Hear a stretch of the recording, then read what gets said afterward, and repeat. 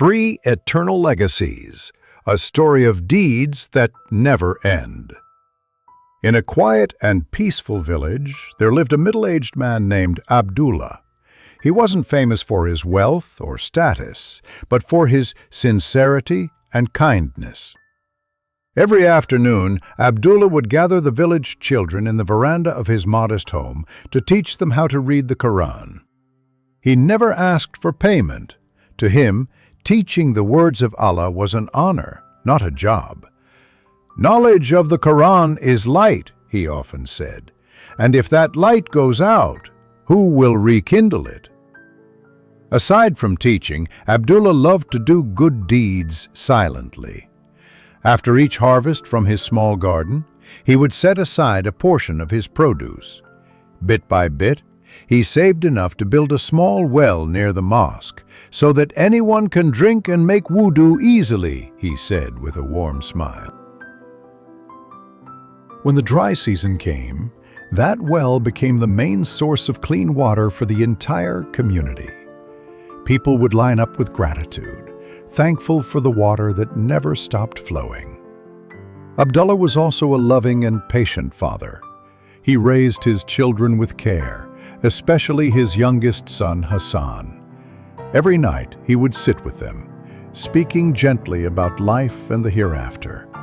With a calm and sincere voice, he reminded them, "My children, I don't have much wealth to give you, but I want to leave you something far more precious: knowledge, good deeds, and your heartfelt prayers." Time passed. Abdullah's hair turned gray and his body grew weak. One serene morning he returned to his Creator. The entire village mourned. His students wept. Neighbors joined the funeral procession with heavy hearts.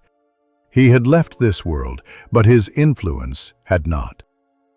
Days went by. At the small madrasa where Abdullah once taught, the voices of children reciting the Quran continued to echo.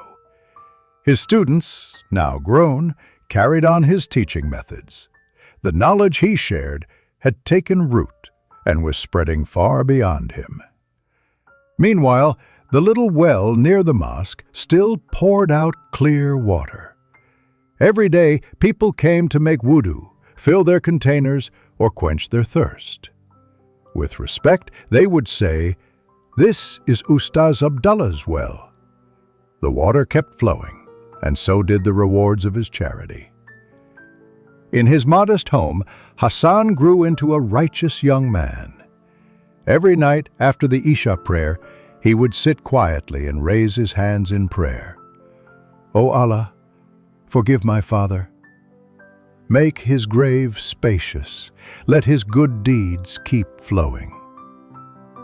At that moment, in the unseen world of the grave, Abdullah smiled. The angels said to him, "Your son's prayer has reached you. Your rewards continue to flow through knowledge, charity, and his supplication."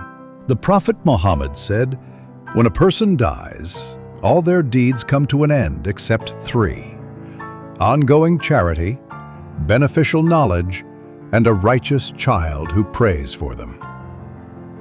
Abdullah did not leave behind gold, land, or riches, but he left three eternal legacies, treasures that never fade, rewards that continue even after death. Moral message: you don't have to be rich to leave something lasting behind. A small act of charity, a bit of knowledge sincerely shared, and children raised with faith, these are the real investments. When life ends, these legacies keep your light alive.